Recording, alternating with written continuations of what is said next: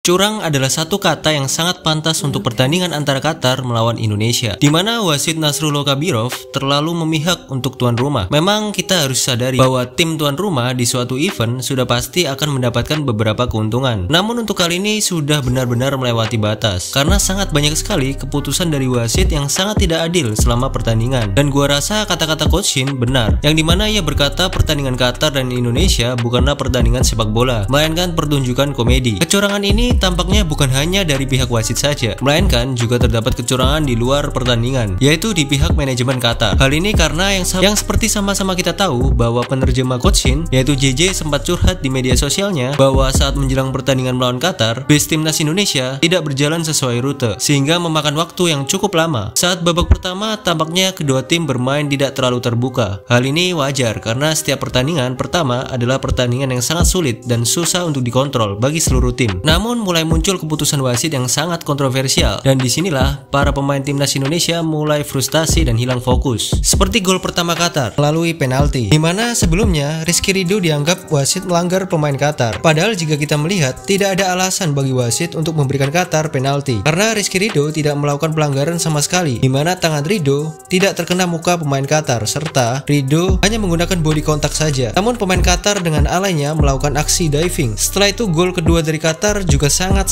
kontroversial, dimana Witan sama sekali tidak melakukan pelanggaran, namun wasit lagi-lagi memberikan pelanggaran untuk Witan. Dan yang lucunya, jangan-jangan ketidakmampuan penempatan posisi dari wasit yang saat itu setelah Witan melakukan pressing dan bola masih berada di penguasaan pemain Qatar, yang sempat hampir mengenai wasit, yang bisa dibilang mengganggu penguasaan bola pemain Qatar, sehingga wasit memberikan pelanggaran kepada Indonesia karena wasit merasa bersalah kepada pemain Qatar. Jika ini benar, wasit tersebut sangatlah tidak profesional. Qatar pun berhasil mencetak gol melalui free kick, skor pun 2-0 untuk Qatar. Pada pertandingan kali ini, Coach Shin menggunakan formasi 5-4-1, di mana lebih cenderung bertahan lebih dahulu dan mengandalkan counter attack. Hal ini sama sekali tidak salah, karena sebagai upaya untuk mengantisipasi tuan rumah yang tentu akan mendapatkan beberapa keuntungan dan juga bermain di kandangnya. Jika melihat dari isi permainan, jujur Qatar di bawah ekspektasi gua, di mana gua melihat Qatar sama sekali tidak spesial selain menjadi tuan rumah yang memiliki kualitas stadion yang bagus. Namun tidak untuk para pemainnya. Jujur, jika dibandingkan dengan pemain kita Indonesia, pemain kita jauh di atas para pemain Qatar kualitasnya. Di skuad Qatar menurut gua hanya dua pemain yang paling menonjol, namun bukan berarti juga punya kualitas yang spesial. Dua pemain itu adalah Jassim Gaber Abdul Salam dan Mustafa Tarek Mashal. Qatar sendiri menggunakan formasi